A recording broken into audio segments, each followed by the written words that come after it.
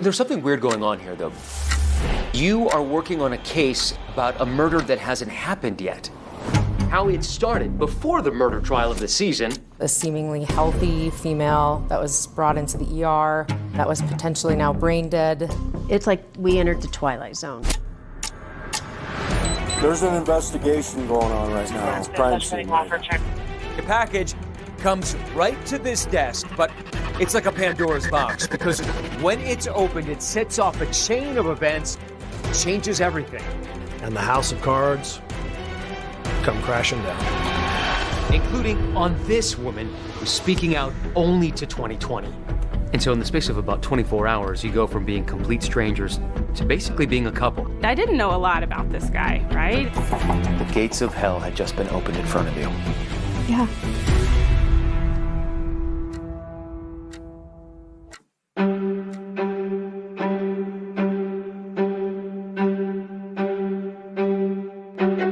University Hospital, Aurora, Colorado. What you're seeing are the last moments of Angela Craig. She's a healthy mother of 6, and she's being rushed into the emergency room with these mysterious symptoms. In only hours, she's going to crash with very few clues as to why.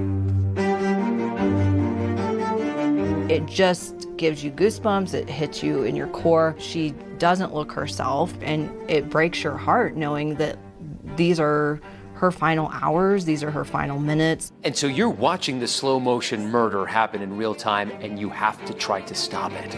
Yes. Yeah. Family, friends, and authorities at this point are just desperately trying to piece together what has happened here. I'm going to tell you something that's going to sound really insane. Maybe I watch too many crime shows, and maybe I shouldn't even say this. It's Aurora Homicide Unit, and I was wondering if you have a minute to speak with me. What is the motive? Is it money? Was it somebody snapping? Spur of the moment? Do you have any idea what you were actually getting into here? There was no way of knowing because it just kept changing. It kept getting more stunning, more crazy. It begins 21 days earlier, and over the course of those 21 days, trust will be broken, lies will be told, and it will end with Angela Craig's murder. It's February of 2023, and James Craig is heading home after presenting at this high-profile dental convention in Las Vegas, while his wife, Angela, is about to visit her older sister in Utah. Now, Angela's from this very tight-knit family. She's the youngest of 10 siblings and incredibly close to all of them. And what should have been a pleasant break from the Craig's routine will set off a stunning chain of events.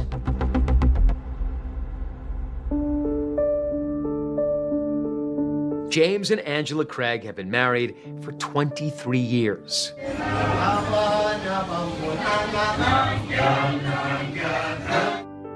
They've got 6 kids, ranging in age from 8 to 23, and the younger 4 still live at home.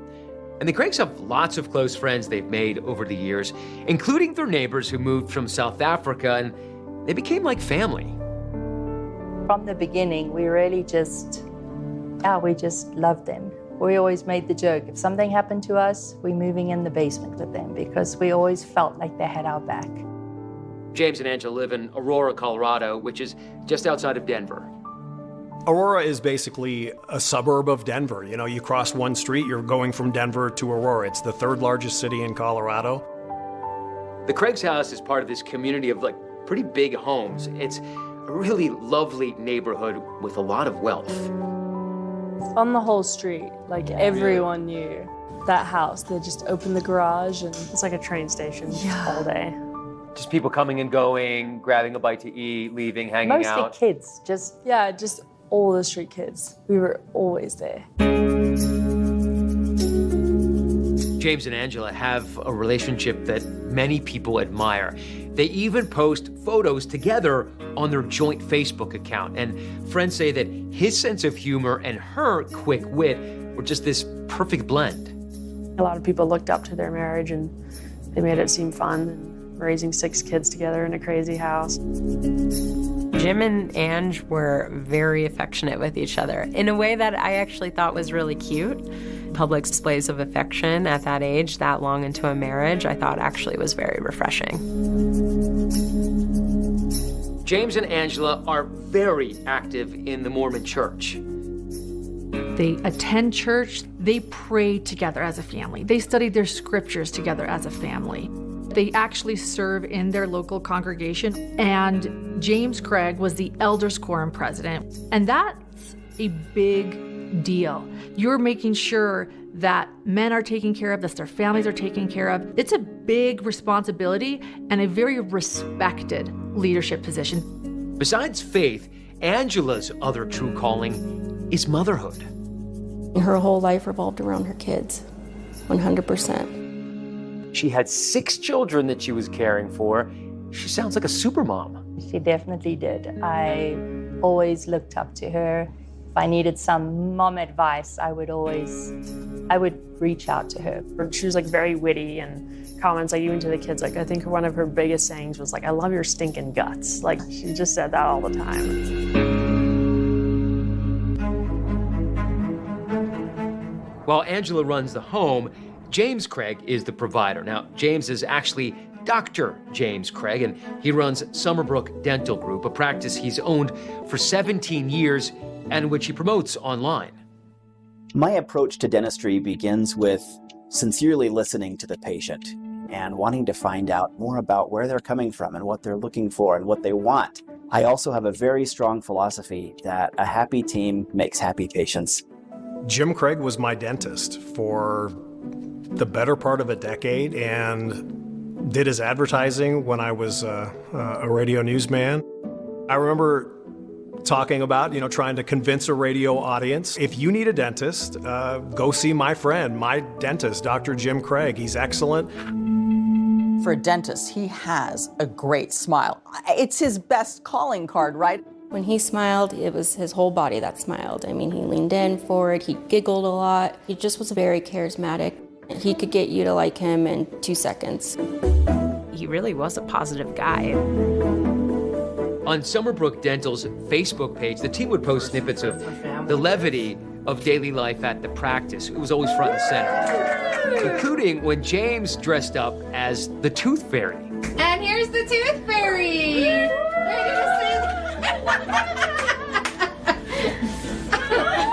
Hi! I heard you need a tooth extracted. I'm here to do the work. In 2022, Dr. James Craig partners with Dr. Ryan Redfern, his longtime friend and fellow dentist who'd gone to dental school with. Jim was extremely busy, had a lot of irons in the fire, but seemed to handle them very well. I thought that he was one of the smartest people I've ever met. And fellow dentists are drawn to work at the practice because he's on the cutting edge of dental technology. I couldn't believe all the cool stuff that he was doing at the office, all the exciting technology, things that really were a dream for a newer dentist. And it's pretty financially lucrative as well. He had a very large house. He was going on these lavish vacations with his family. I was like, wow, this guy has been very successful financially for a very long time.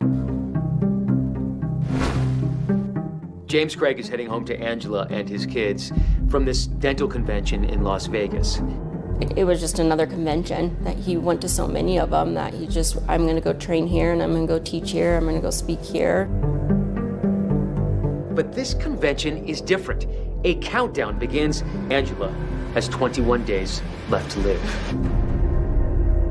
And someone who attends that convention will unknowingly hold some of the clues as to what happens to Angela. It's pretty terrible.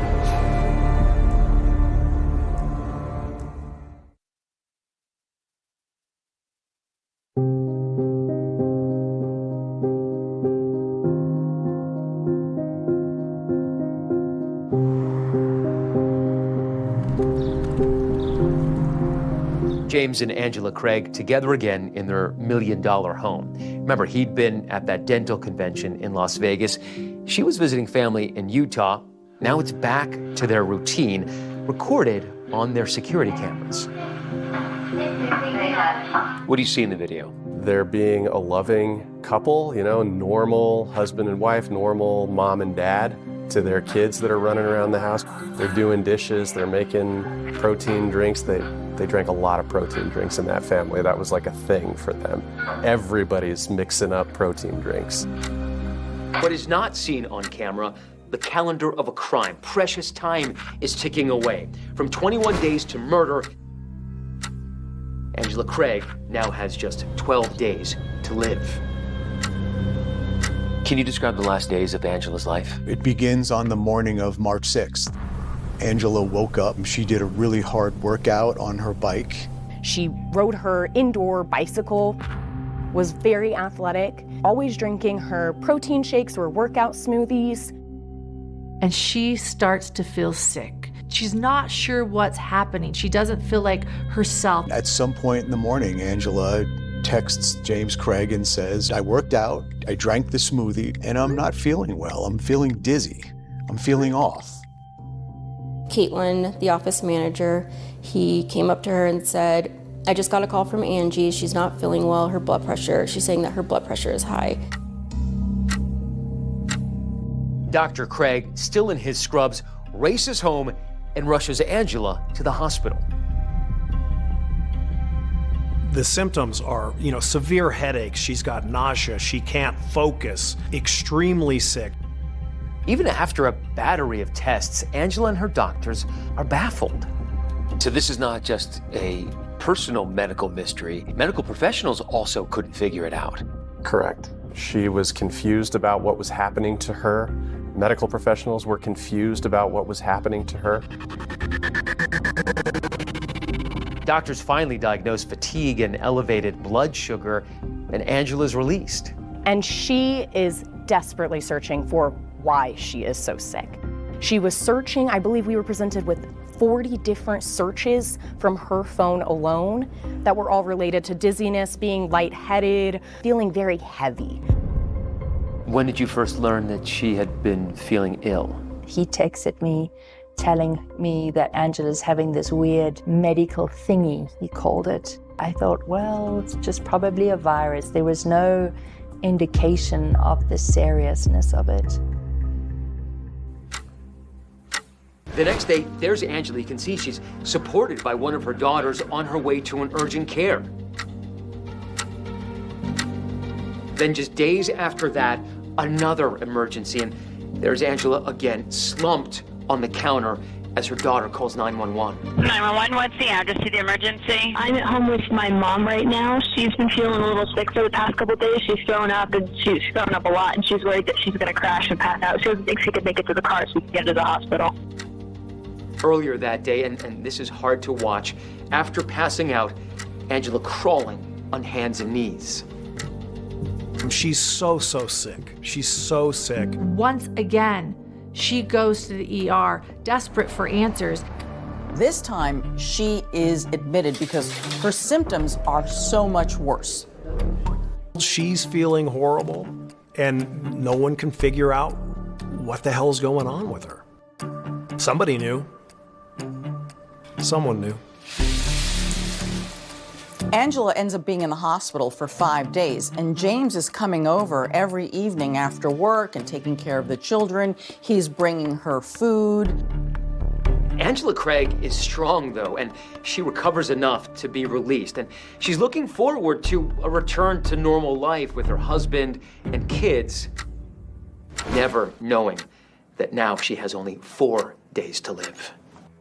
She thanks him at one point for taking such good care of her. Thank you for essentially carving out time for me. I know that you're holding the fort down, at home and doing all these other things, but I really appreciate it. Angela Craig has just 3 days to live. And then boom, sick again, and new symptoms and different symptoms. And in the vein of trying to care for her, Jim Craig is saying, why don't we give you clindamycin? Yeah, so originally they potentially thought that she had a sinus infection. And so as a dentist, he can prescribe antibiotics. Clindamycin, a medication meant to treat sinus infections, among other things, and something that James Craig had prescribed to his wife, Angela Craig. Dr. Craig reminds Angela's brother, Mark Prey, to give Angela her medicine. He gives her 2 of those capsules in the morning, and around 20 minutes later, Angela Craig is saying she can't hold herself up anymore. So Mark Prey, Angela's brother, rushes her to the hospital. She ends up going to University Hospital and checking in and never checking out. By 2 o'clock that afternoon, Angela has deteriorated. Her organs are failing. She's put on life support. She is intubated.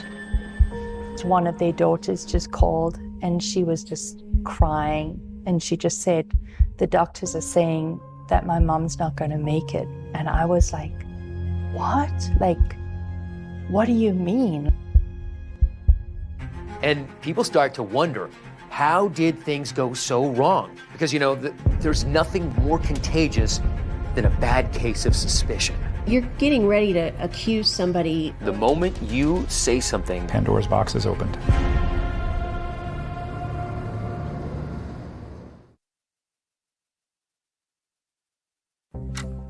Angela Craig is running out of time. She's dying right before her doctor's eyes, and the cause of her illness is still unknown until one extraordinary day. This day, this March 15th day, It's like we entered the twilight zone. Yeah, that's a weird day. It's a crazy day. James Craig alerts their business partners and their longtime friends, Ryan and Michelle Redfern. And when he basically conveyed that she was not looking good, I said, would you like us to come to the hospital? Not looking good as in she might die. She might die, yes. And Michelle, when you're driving to the hospital, you get a call from Jackie Calderon, who is the operations manager. She called and she said that she had Caitlin on the phone, and Caitlin was pretty upset that she had opened a package on Monday. And I said, what was in the package? This is Dr. Craig's office. We got access to where he actually practiced dentistry, and offices like this, they get a lot of packages. And on March 13th, 2023, a package comes right to this desk, but it's like a Pandora's box, because when it's opened, it sets off a chain of events, changes everything. The package itself out of the box, it was about this big, and it was like a thick foil, and it was sealed shut. Office manager Caitlin Romero will later tell detectives that while his wife is fighting for her life, Dr. Craig is anxiously awaiting a special delivery. He said, I'm going to have a personal package delivered to the office. So, and he had asked me multiple times about it during the week, did my package come in? Dr. Craig's package does come in, but an employee opens it, and Caitlin Romero takes a look and says, huh. I saw that it said potassium cyanide. And so I closed the box back up, I gave it to him. 2 days later, she tells her boss about it, operations manager Jackie Calderon. I called Jackie and I told her, I'm gonna tell you something and it's gonna sound really insane. And I said, no. Are you sure it wasn't potassium chloride? Was he ordering salt? She goes, no, it was potassium cyanide. She goes, I didn't know what that was. The next day I looked it up. Kind of was looking at the side effects from that, and that was everything that his wife was going through. All the symptoms match exactly what's wrong with Angie. And so Jackie and Caitlin get on a call immediately with Michelle and Ryan Redfern. And she said it was potassium cyanide. And my gut dropped. Is there any medical need in dentistry for potassium cyanide? Absolutely not. It's poison. It's poison.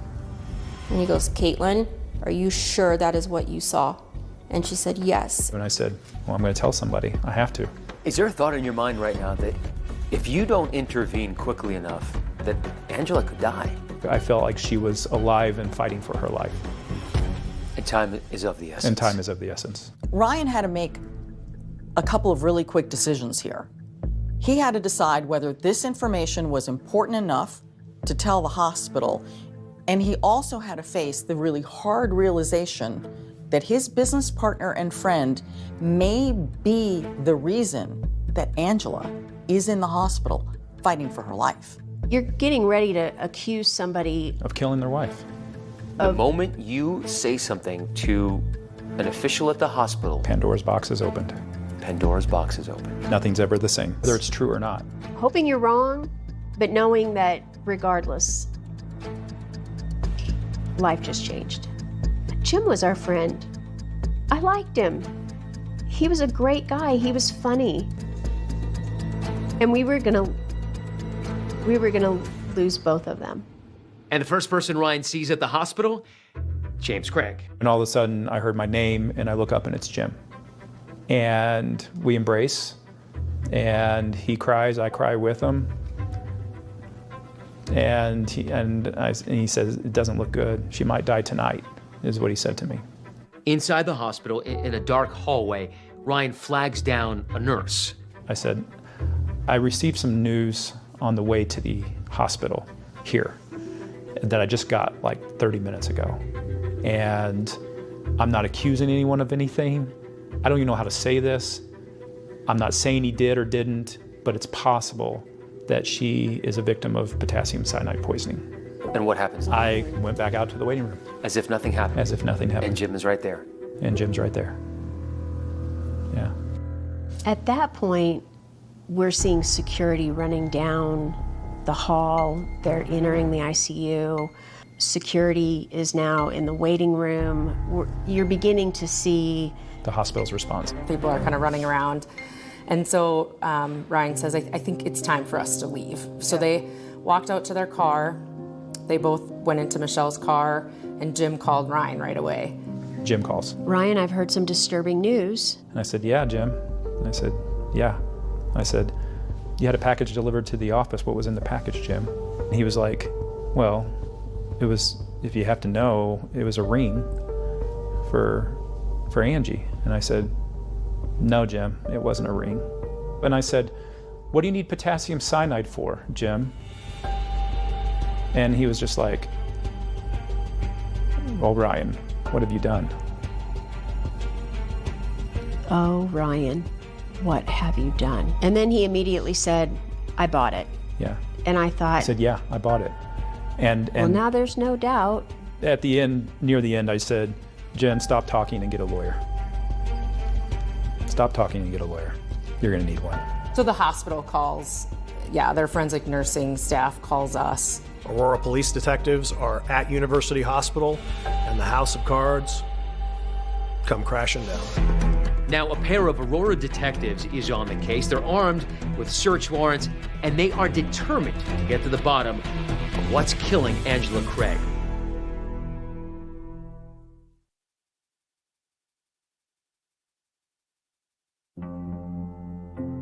In the case of Angela Craig, there was a time for doctors. Now, it's a time for detectives. In the 5 years you've been doing homicide, you've probably seen shootings, right? Probably stabbings. Yes. Oh, yes. Yep. How about poisoning? No, this is our first poisoning. We get to the Aurora police station. And we're there for hours. Hours and hours. We're finally released about 4 a.m. About 4 a.m. After a few hours of sleep, Michelle and Ryan Redfern wake up to a text message from their good friend, James Craig. You wake up to this text. He's reading it to me. I'm reading it to her. I am very, very mad at you. And now what you thought was responsible has become reckless and so destructive. It still angers you to read this today. It does. And so I'm asking, if there was ever any love in your heart for me, please don't make this any worse by talking to any officers or anyone else about this. My response was, forward to Bobby Joe Olson. Immediately. That's what I did. Strange as it sounds, Angela Craig's death investigation is well underway, even though she is still alive, although the end is near.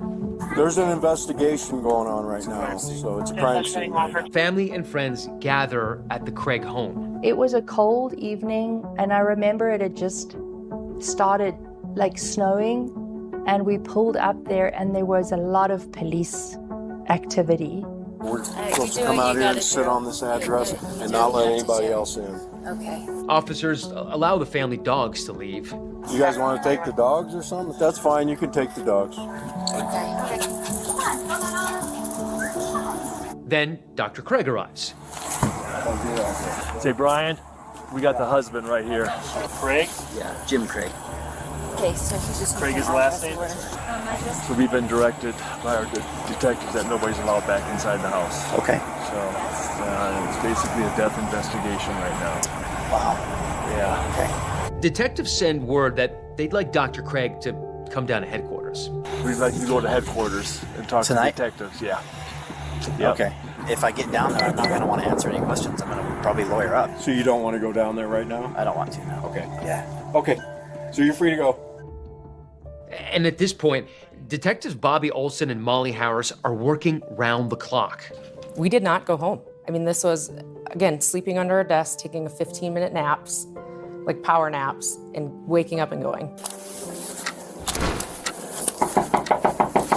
Next morning, it's time for an unscheduled dentist appointment with Dr. Craig, who's staying at a friend's house.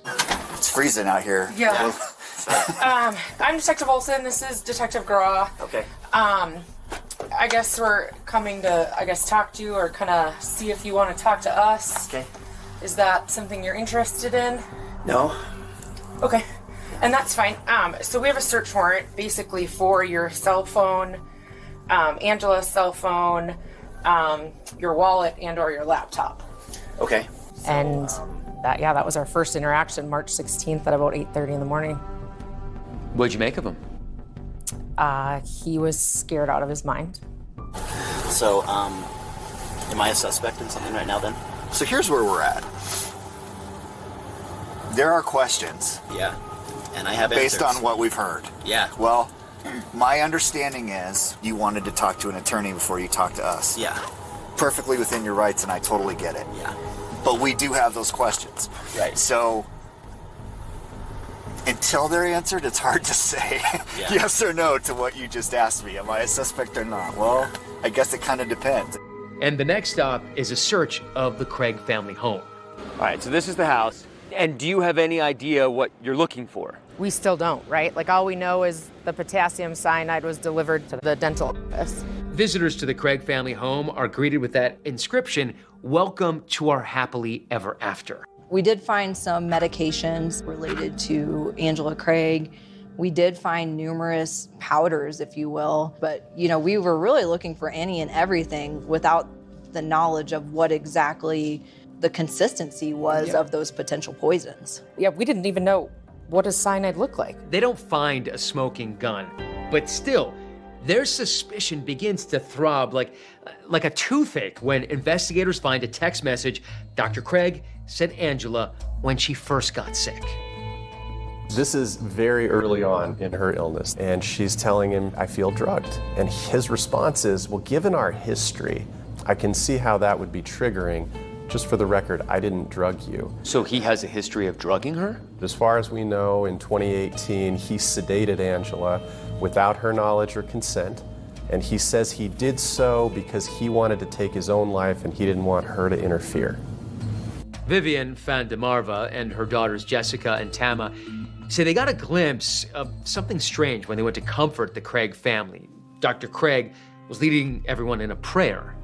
He was basically like yelling, and he was like so red in the face and just like animated about it. And he was just screaming that like he will see Angela in heaven again and all sins are forgiven. It wasn't a prayer about her, but almost just like about his salvation, and that it doesn't matter what sins we've done, he will still make it into heaven and he'll be with her again. He was demanding his salvation. He was demanding his salvation. I think that's when we saw a Jim that we never knew. We walked away in absolute shock.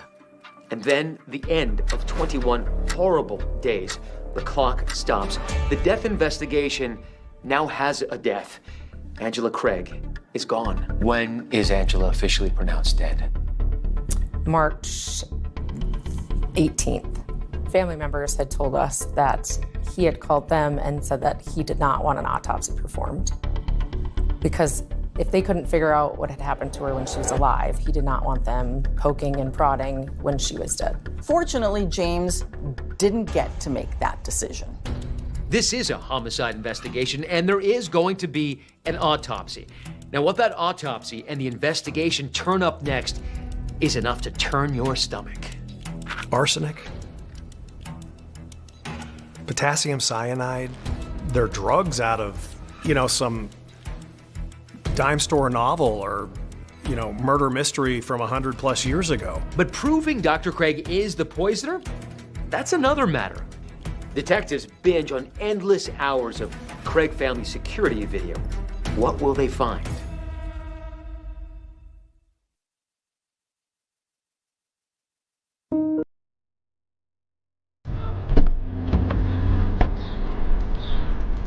This is kind of the old southern area of Aurora. Okay, so we're talking about a medical plaza. This is not just a standalone dental clinic. No, that's correct. And then they're up on that third floor. Do you see the? I do. I see the dental chairs and the apparatus. The dental office of Dr. James Craig in Aurora, Colorado. Scenes of cavities, root canals, countless cleanings. Really appreciate it. Thank you.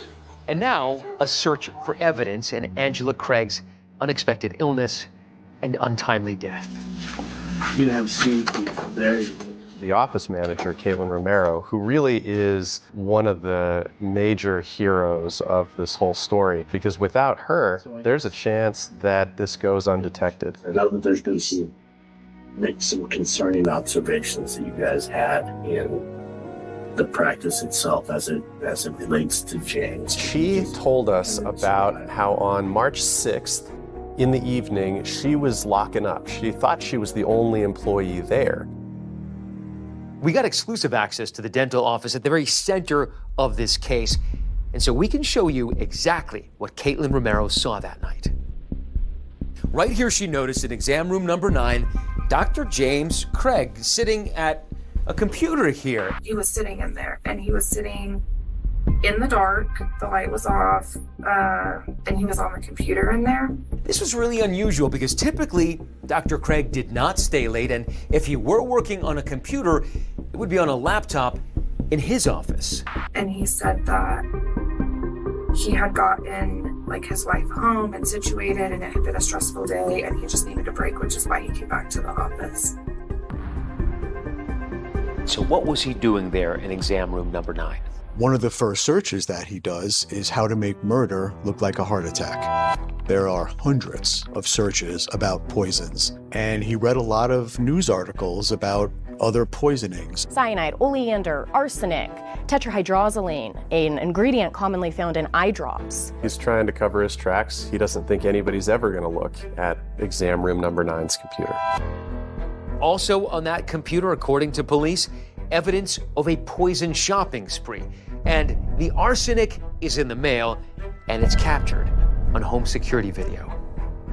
This is the moment he goes to pick up the arsenic. The arsenic gets delivered, yes, at 1:49, and we see the post office truck driving past, and then you see him exit the house at 1:51.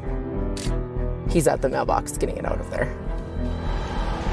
Then he buys a lot of Visine, a lot of eye drops. We're talking 19 bottles in 2 days.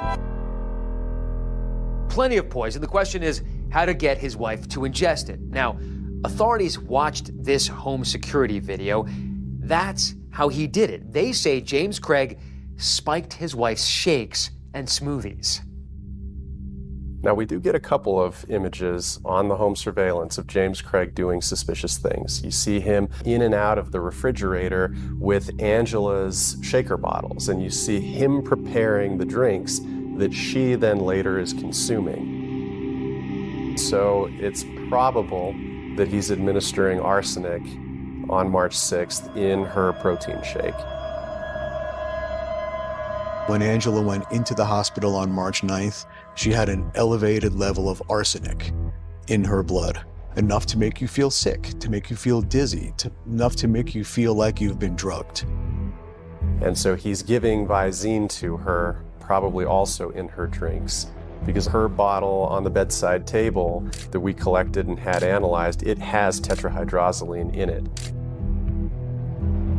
Prosecutors also point to this hospital video of James Craig arriving on March 15th with food and a drink, heading right to Angela's bedside. My job as the forensic pathologist is to speak for the decedent and to tell their last story. They can't speak for themselves.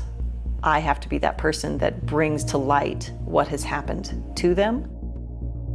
And Dr. Kelly Lear says what happened to Angela Craig was murder.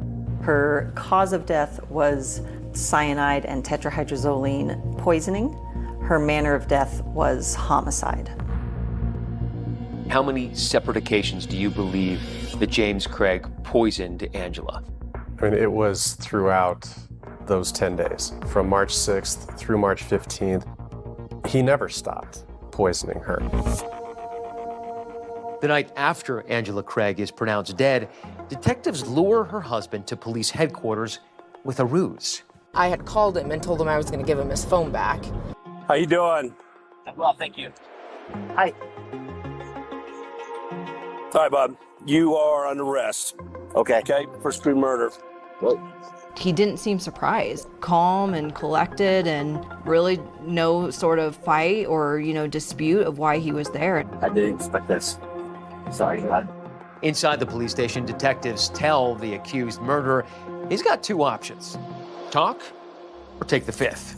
Okay, we're gonna take your cuffs off here for you. And then you just sort of have a seat. So they do have an arrest warrant for the murder of Angela. My gosh. I just want to give you that opportunity to tell us what you know. As you can imagine, this is terrifying for me. And you both seem very nice and like you're on my side, but I know how this works, and I don't want to incriminate myself or say anything stupid, or I don't know how to navigate this. I've never done this before, and I'm scared to death. That's understandable. Yeah. I can tell you I did not kill my wife.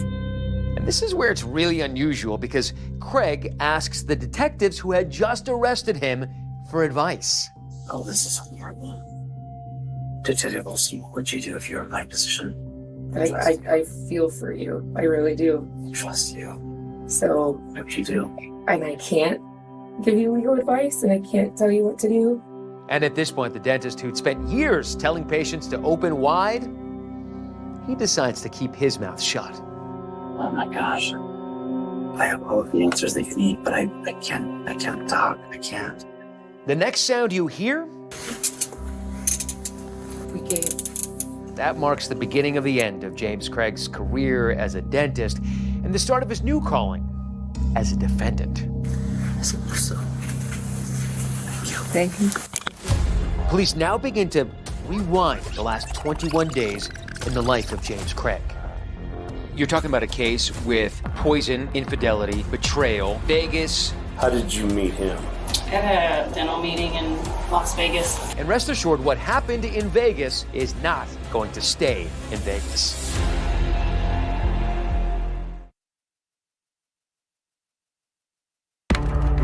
It just kept going. The deceit, the manipulation, shock value of this case kept getting bigger and bigger and bigger. And it was shocking. I'm going to take a leap here and say that this is probably the first time that you've ever seen a protein shaker as a murder weapon. Yes. Marriages only end in two ways: death or divorce. Or murder in the trial that just wrapped. They proved beyond a reasonable doubt that this guy was a pretty crappy husband. He cheated on his wife constantly. There's always another woman. And this one is talking exclusively to 2020. So he invited you to his house in the hours after his wife had died? Yeah. She has no idea what she's getting herself into. Probably one of the more insidious, horrible things that I have ever seen in this business. How common is it for you to have a case in which the person facing murder charges tries to put a hit out on the lead detective? I was a sitting duck. We're about to see deepfake videos, murder for hire, a secret sugar daddy. It can't get any worse. That kind of manipulation is just in movies.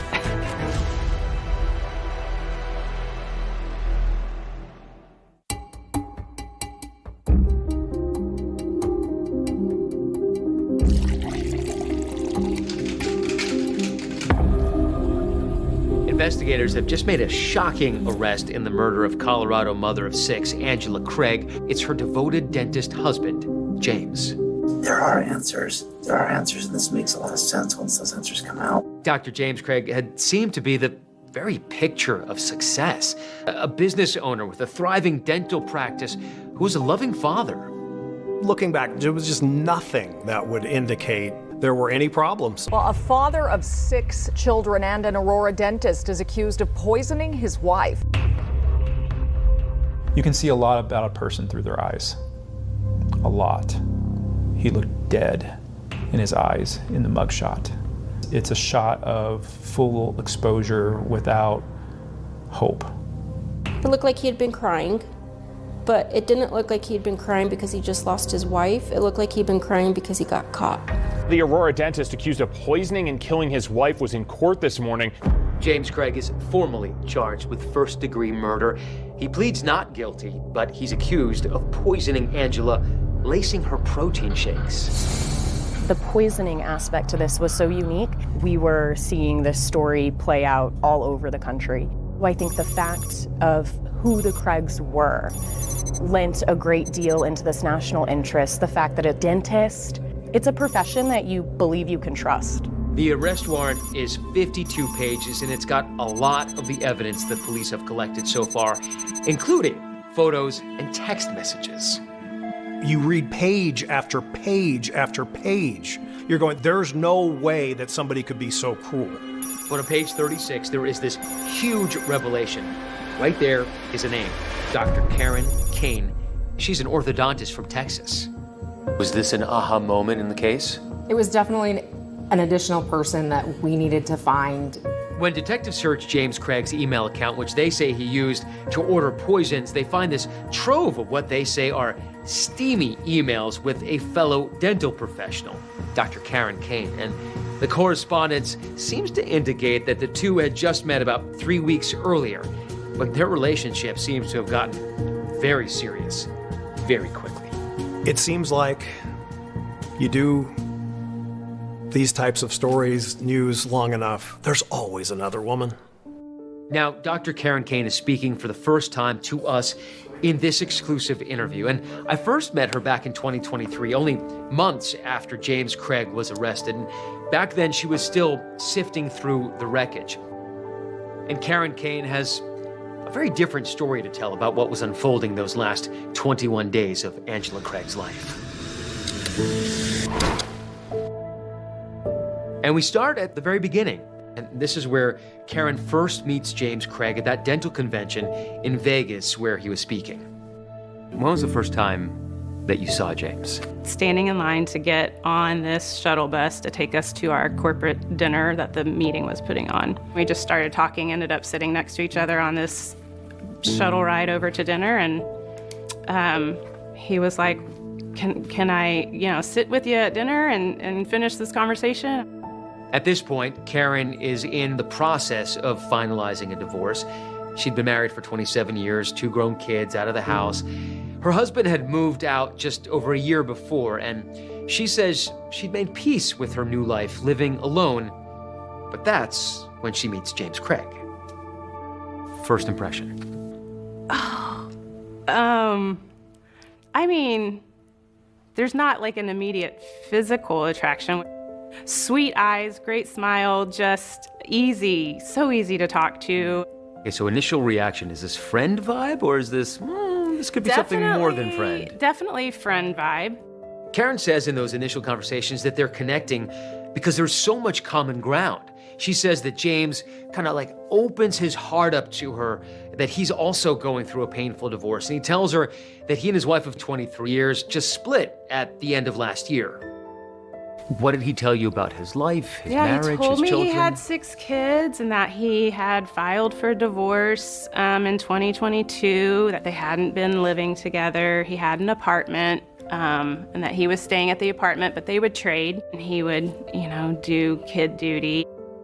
Karen says their connection was also spiritual. They're both deeply connected to their faith.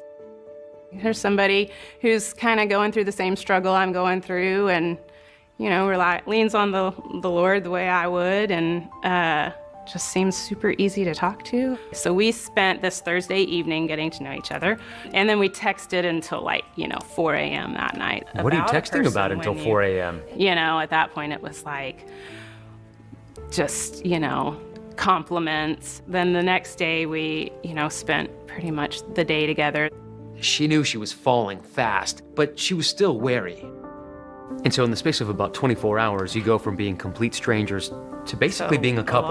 Well, at least having the semblance of knowing a lot about each other. Still, she told him she had boundaries, and she says their relationship wasn't consummated. What was the goodbye like? It was nice. We kissed, and he left, and then my flight got delayed, and so he came back and got another kiss, and then I actually left.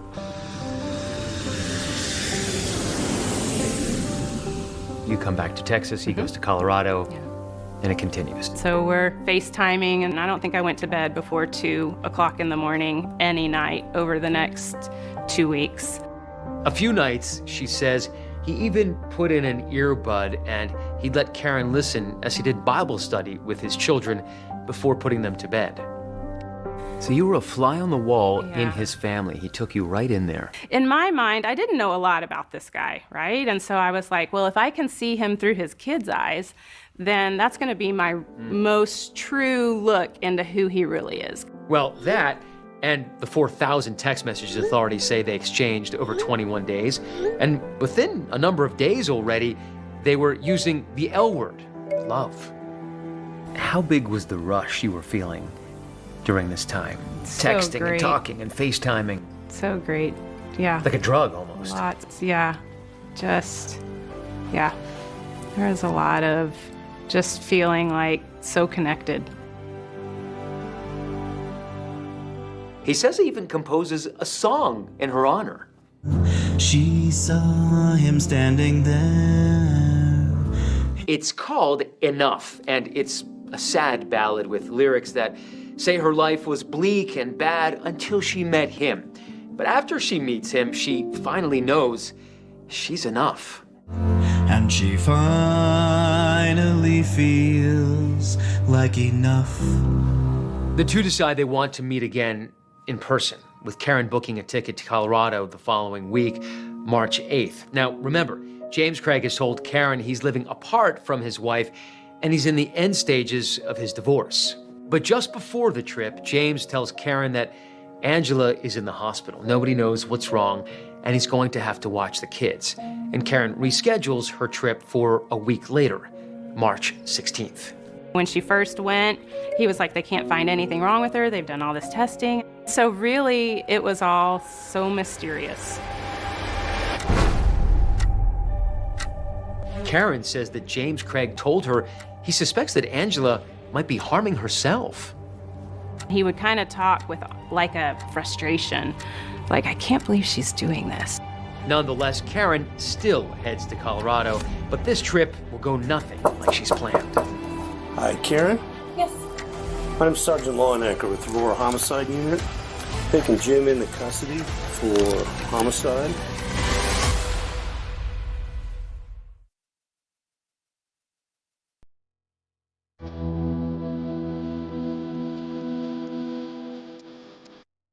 Angela Craig is in critical condition, and Karen Kane feels that it's not the right time to visit, but James Craig urges her to come anyway. I'll go ahead and come, and I'll just sit in the hotel until, you're able to spend some time, and then I can be there to just kind of be a break and help carry some of this weight. Karen says James has told her that Angela is not likely to recover. He also tells her that police have blocked his entry into his own home as they investigate. His house is taped off by police. They've had a search warrant. Mm-hmm. Do you think at some point maybe I shouldn't take this trip? I knew the police were looking, and I knew they were going to find that she had somehow hurt herself. Karen gets on a plane from Texas and lands in Denver. She has no idea what she's getting herself into. No idea. When you were in Colorado with him, Did he ask you to come meet his family and be there? He offered at one point that I could come. There would be a lot of people in the house. I would just be his friend from Austin and yada yada. And I was like, no, that seems like a pretty sacred space and time that doesn't need to involve me. And we had 2 dinners. It was pretty much the only time I saw him while I was there. Did he seem distracted in those dinners? You know, I would just be like, are you okay? Like, are you really okay? Tell me. Did he seem sad? Did he seem distraught? Did you talk about Angela at all? We talked about how he was doing, how the kids were doing, but not a lot really specifically about Angela in that moment. He at no point seemed stressed or anxious. He didn't seem heavy-hearted. He seemed pretty, at ease. He might have appeared at ease to Karen, but police are narrowing in on their suspect, and they've been poring over his communications on his phone and email. And so you realize during the search of these emails that he's having this steamy romance with this woman named Karen Kane, and she's in town right now. Yes. How do you track her down? The night he was arrested, he had a hotel key on him. And lo and behold, at that hotel is Karen Kane. And so officers went to the hotel and asked if he had a room or if Karen had a room and made contact with her in the hotel room. The officers did? Yes. Yeah. Our sergeant did. It sounds like the truth came knocking on your hotel room door at 2 a.m. Hi, Karen. Yes. I'm Sergeant Lawnecker with the Aurora Homicide Unit. We've taken Jim into custody for homicide, and I was wondering if you have a minute to speak with me. Can you walk me through what happened? When I opened the door and saw police there, I just kind of went right into almost like robotic mode of all right, I'm just gonna brace myself for whatever's happening in this moment. We are aware of yours and Jim's relationship, and he's been taken into custody for killing his wife. What are they telling you? We just want you to know that we've arrested him for first-degree murder of his wife. What did he tell you's been going on with his wife? Just that he said he told her in November that he wanted a divorce. They told the kids together in December. He filed in January or early February. I'm kind of worried that she might hurt herself. So we've had a history of that. Has he talked to you at all about poisons? Just told me that she had gotten some stuff in the past from his work. It was about 10 minutes maybe that they were in there. They told me there's lots of evidence, against him in this. But the information Karen is learning only gets worse. Okay, so here's basically where we're at. He's never told her he wants a divorce. He's never told her. There's no talk of him moving out with the kids. She has no idea anything about a divorce. He's purchased poisons, and she's now dead because of poisons. So a lot of the things he's told you, assuming you've told me the truth, are all nonsense. There's no history of suicide by her. There's no anything. So are you concerned at this point that you might be a target of the investigation? No. Are you concerned that this investigation is going to go anywhere at this point? No. You think this is just totally bogus? Yeah. All right, ma'am. Take care of yourself. When did you first speak to Karen yourselves? On the morning of the 20th, I had called her, and then I met her again at the hotel. Nice to meet you, I'm Karen. Nice to meet you, I'm Karen. It was apparent when we met her that she had no idea that he was doing this. He had lied to her. He had told her that he was living in an apartment. He would have a week with the kids at the house, and then she would stay at the apartment and they would flip. He's very savvy when he speaks, and she believed him, and he 100% manipulated her as well. She knew nothing. A stunned Karen leaves Colorado to go home to Texas. as she tries to process the past 48 hours. And when she reads the arrest affidavit, it's almost impossible for her to comprehend, because she learns that within days of meeting her, James has allegedly researched potassium cyanide and buying other deadly poisons. What was that like? That's real dissociative for me. I don't have any sort of headspace of my reality where that fits. That's all like stuff of a novel and like movie. I mean, I went back and I reread all our messages and kind of replayed it all, and I don't feel like I missed red flags. I mean, you don't know you're being lied to until you know. Right, who's just so good at spinning these tales. All the plates spinning all the right ways. And as detectives dig further into James Craig's past, they're going to uncover other women. They're also going to learn that the murder plot may have started before Karen Kane even entered the picture. At first I thought he was just joking, yeah. But then it got darker and darker. And I still can't believe it. To this day, I can't believe it.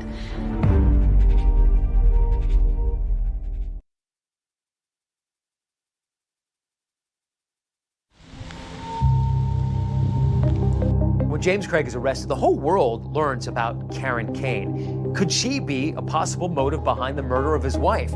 And as investigators dig deeper into his digital world, they discover something else. Actually, they discover someone else. He told me that he was a very well-known dentist and that he was very involved in his church, that he had 6 kids. Carrie Hegeseth meets James Craig through a dating website called Seeking.com.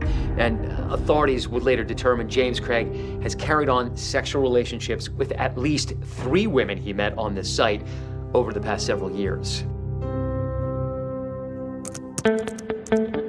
This app was set up to arrange sugar dating relationships. So some kind of a relationship where you benefit in some format from that connection. So on this app, James Craig had a number of women who he would support financially in some ways or other means as well. And James Craig's profile name on the site is Jim and Waffles. Both really nice to wake up to, he writes. He also says he's worth about $10 million. Carrie Hegeseth is this mother of 3 who met James Craig after she got out of what she describes as this troubled relationship. And in comes James, and she says he's showering her with all these expensive gifts. She says he even pays her attorney's retainer in her custody battle, and he buys her daughter an almost $9,000 car. He'd also sent Carrie an original song like he did for Karen Kane. Hers is much more upbeat. But I only think of you. It's called I Don't Want to Be All Right Without You. Carrie Hegeseth is an important witness in the case because he is arguably the most honest with her about how he feels about the state of his marriage. Detectives find a series of potentially damning text messages in which James is asking for help dealing with his problem. The problem he's talking about is his wife. It's Angela. He describes it over and over to her as a problem and as a situation. And he's talking about needing a solution to his problem. And he talks about feeling stuck and hopeless and helpless. He started telling me, well, I don't know how to leave her because of the finances. He just said, our finances are very intertangled and it would be almost impossible to separate them. Despite those appearances, James Craig has had a really rocky past few years financially. He'd been through 2 bankruptcies in 2020. He paid off one of them, and he partnered up with Ryan Redfern. That arrangement was helping him service the other bankruptcy, but times are still pretty tough for him, and Ryan Redfern says he sits James down to tell him things need to change if he's going to keep his practice afloat. Ryan Redfern says, you're gonna have to take a big pay cut, and you're gonna have to work more hours. Take less time off. That's just 2 days after he's telling Carrie Hegeseth, I can't get divorced. The financial leash is tightening.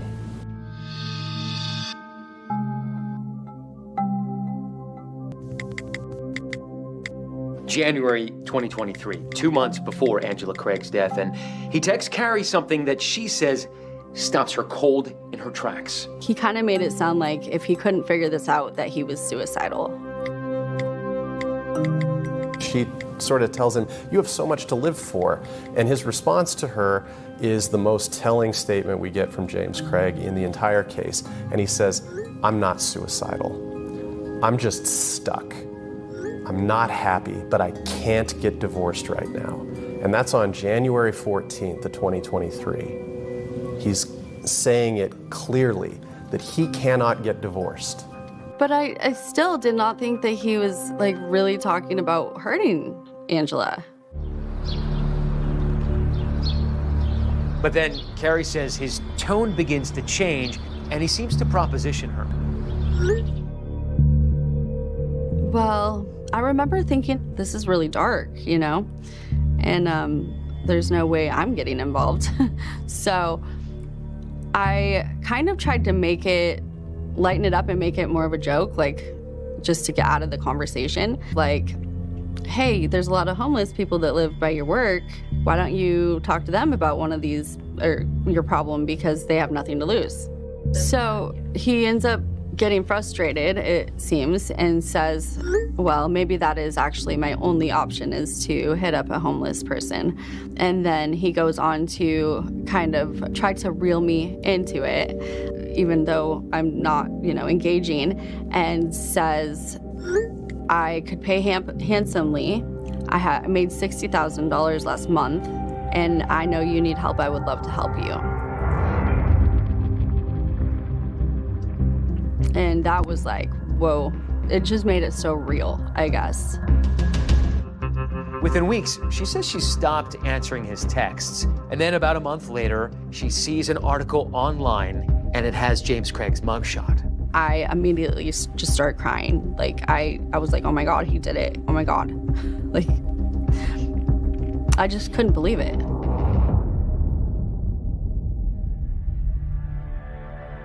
Carrie admits she feels guilty for not calling the police, but they eventually track her down and she tells her story. I think you said it just like that. Like, I have this problem. Marriages only end in two ways, death or divorce. And he is giving Carrie Hegeseth the impression that it's financial, that he doesn't want to suffer those financial consequences of divorce. Before this case can go to trial, there will be even more astounding allegations against James Craig, this time from behind bars. The first thing he does is probably one of the more insidious, horrible things that I have ever seen in this business.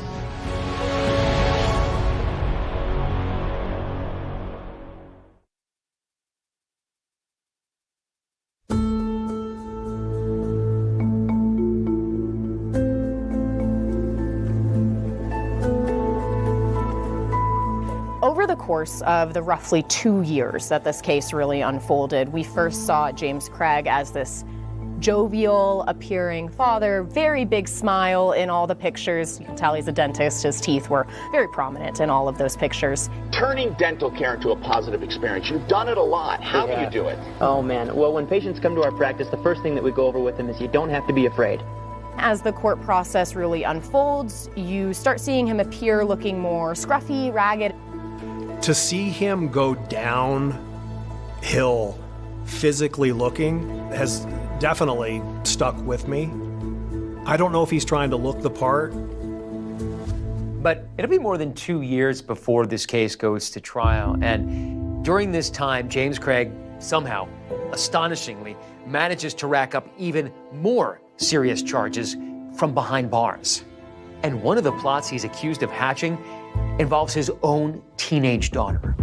The first thing he does is probably one of the more insidious, horrible things that I have ever seen in this business. James Craig's daughter says he called her and said, hey, you need to come bail out this inmate. He's going to have some information for you. The daughter does as she was asked. At some point, she realizes, maybe I shouldn't be doing this. She calls her older brother and her uncle. They rush over there. The inmate hands the daughter a letter, and she reads that letter. And in that letter, it's essentially a step-by-step instruction guide for James Craig's daughter on how to build a deep fake or an AI video of her mother, essentially depicting that she had wanted these poisons, that she was suicidal, that she did this to herself. He really wanted the metadata on that video to be connected to February 27th, 2023. That's the day of that initial arsenic being ordered as well. So he's asking his own daughter to commit a felony to help him in his case. Yes. Without batting an eye. 18 years old. Recently turned 18 years old. She had her 18th birthday while Angela was still in the hospital. And how do you find out about this? She, through the family attorney, gets it to the authorities. She was absolutely not going to do any of the very detailed step-by-step instructions that her father had provided her. Bringing your daughter into it and potentially having your daughter culpable in a crime, having your daughter bond out an inmate that you don't know, I mean, all the things, there's so many things that are wrong with that. It's mind-blowing. And shockingly, this is not the only crime that he's alleged to have cooked up from inside jail. Other inmates claim James is soliciting them to lie on his behalf. And as payment, these inmates say he's offering them money, even dental work. And then another inmate comes forward to authorities. I'm just like, this dude, it's like the movies, man. He had a fellow cellmate named Nathaniel Harris, and James Craig and Mr. Harris would spend a lot of time together. James Craig started to say really nasty things about the lead detective, Bobby Joe Olson. So from these conversations, James Craig offered Nathaniel Harris an opportunity to make some money. You mentioned that he offered money to other people, or what was the deal there? Bobby, some female named Bobby Olson, I think was her last name. I don't know. I think it was Bobby Olson. That's who he wanted to kill? Yeah. Police say he allegedly offers Nathaniel Harris $20,000 to kill the lead detective on this case, Bobby Joe Olson, effectively putting a bounty on her head. Then the cellmate says that James Craig gave him a letter as well. In that letter, it refers to Detective Bobby Joe Olson as the world's dirtiest detective, says that she's out to get him. He called you the worst, dirtiest detective in the world. Yes. Who he said deserved to die. Yes. Was that scary? Yes. We do this job knowing the possibility of being injured or, killed in the line of duty. However, I was nothing but pleasant to Jim Craig every time I talked to him. I had broken my ankle, and so I was in a cast at that time. I was a sitting duck. Well, and your family could have become collateral damage as well. That must have been probably the most torturous part of it. Absolutely. Being in law enforcement, right? I feel I can handle my own, right? But my family's a different story. They didn't sign up for this job. And that I felt guilty for, putting them in this situation. 5 additional charges are brought against James, including solicitation to commit murder in the first degree. He pleads not guilty to all charges. I have never seen a defendant rack up 5 more charges in their time incarcerated. It's been nearly 2.5 years since Angela's death, and it's time for trial. The Redferns, the detectives, and Karen Kane will all be taking the stand. And when you locked eyes on him, was anything rekindled? Did you see the man who you'd fallen in love with? So in a case where nothing is ordinary, brace yourself for even more new revelations on the stand. That absolutely broke my heart. I'm sure everyone else's heart in that courtroom.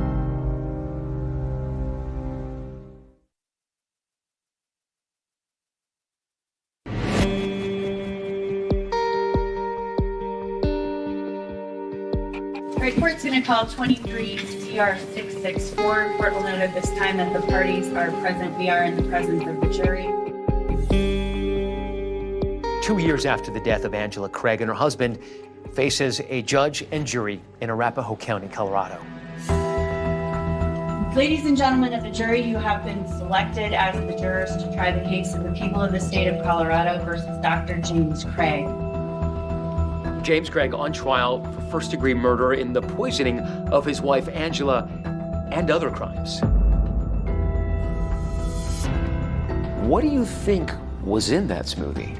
It's probable that he's administering arsenic on March 6th in her protein shake. We learned that when Angela went into the hospital on March 9th, she had a very elevated level of arsenic in her blood. I mean, I'm going to take a leap here and say that this is probably the first time that you've ever seen a protein shaker as a murder weapon. Yes.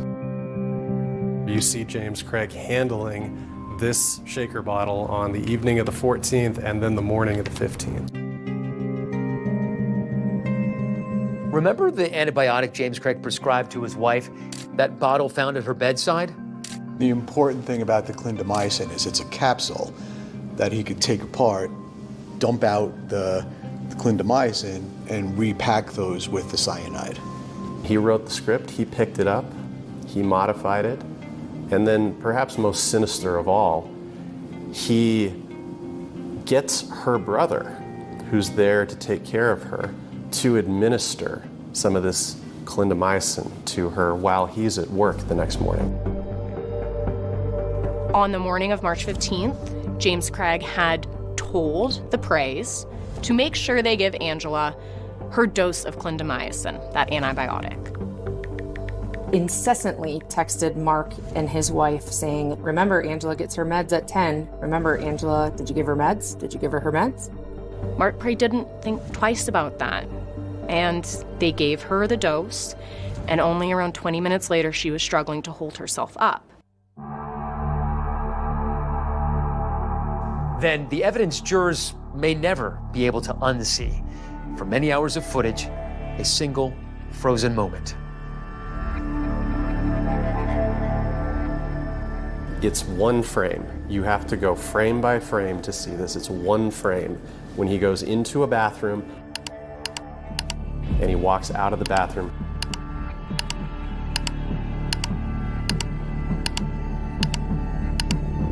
He is holding a syringe. He puts it in his pocket, goes back into Angela's room. This was a sample syringe, like the one that we see Jim Craig holding. I believe he had that syringe, it was ready, he had made it, and he 100% screwed it onto one of her IV ports and gave her that final dose of cyanide.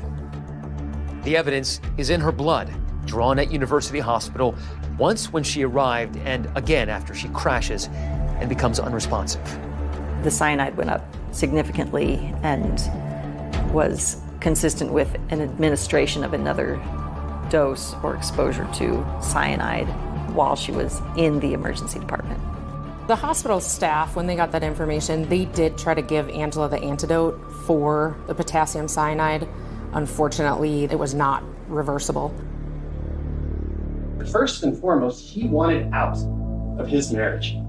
He was tired of it. Prosecutors argue James Craig worried about the appearance and the cost of a divorce, and he saw a chance to collect millions of dollars in life insurance, and he'd also fallen in love with another woman.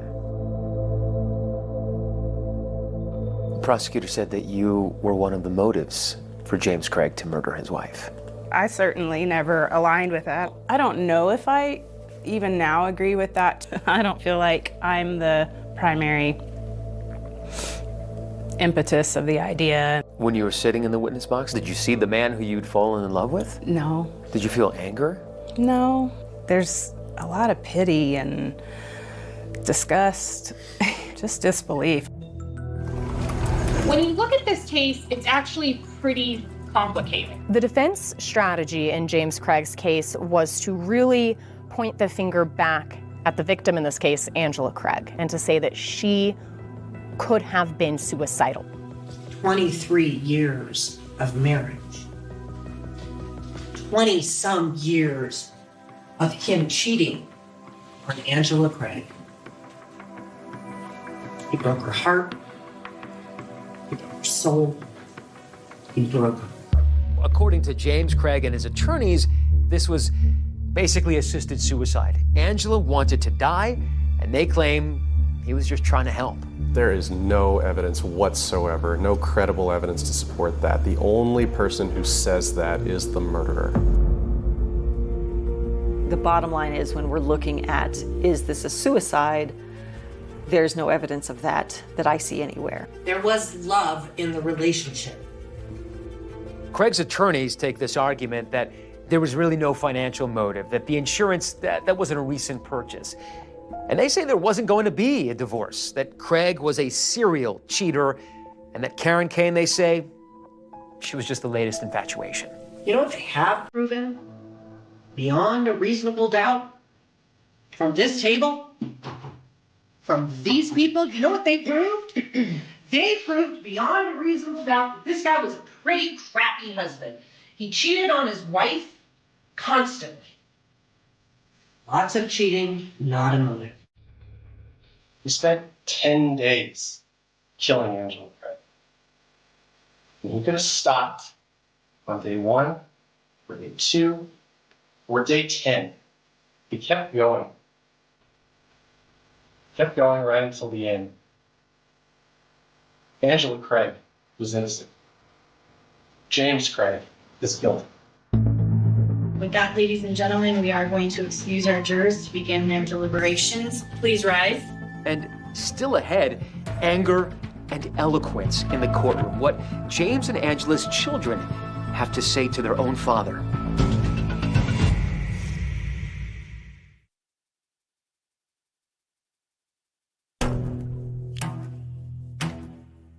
Denver 7 is on verdict watch as the jury deliberates. Please stand for the reading of the verdict. Count 1, murder in the first degree. We, the jury, unanimously and beyond a reasonable doubt, find the defendant, James Craig, guilty of murder in the first degree. Count 2, guilty. Count 3. He is found guilty on 6 counts. I thought there'd be some closure, and in the end, there was this overwhelming great sadness. Yeah. Jim was still not who we thought he would be, and Angie was still gone. And in this moment of profound courage in court, 2 of Angela's children, her oldest son and daughter, deliver remarks. It's hard to lose your mom, and 3 days after that, lose your dad. And have to spend the next 2.5 years trying to untangle whatever he tells you. I was supposed to be able to trust my dad. He was supposed to be my hero. And instead, he'll forever be the villain in my book.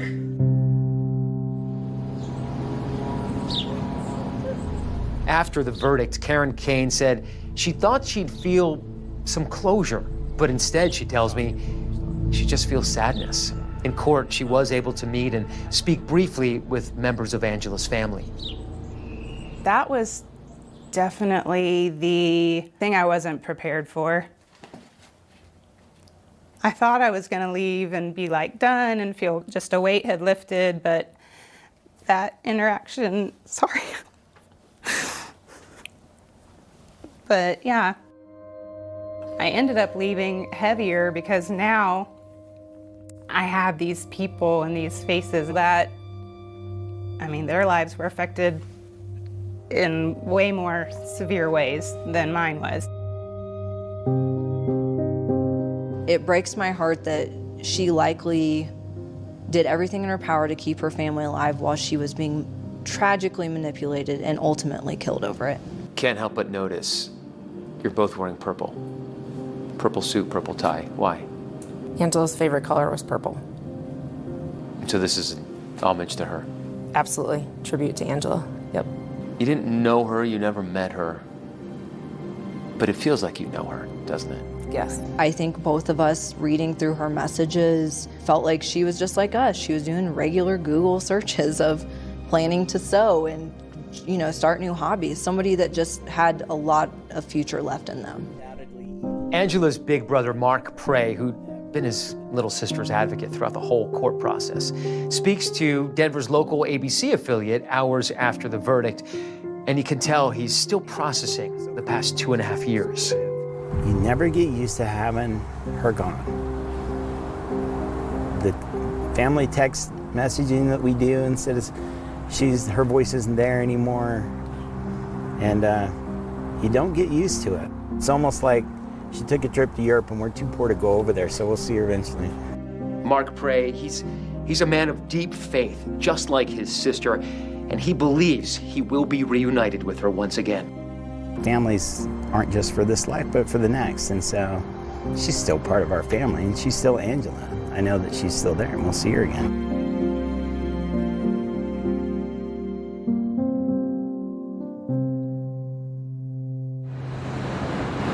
James Craig is serving life without the possibility of parole. The judge said he, quote, unleashed a path of destruction as wide as a tornado. David, as for Angela's family, they tell us that they're glad to have the court process behind them and that her younger children are now living with extended family members. That's our program for tonight. Thanks for watching. I'm Deborah Roberts. And I'm David Muir from all of us here at 2020 and ABC News. Good night.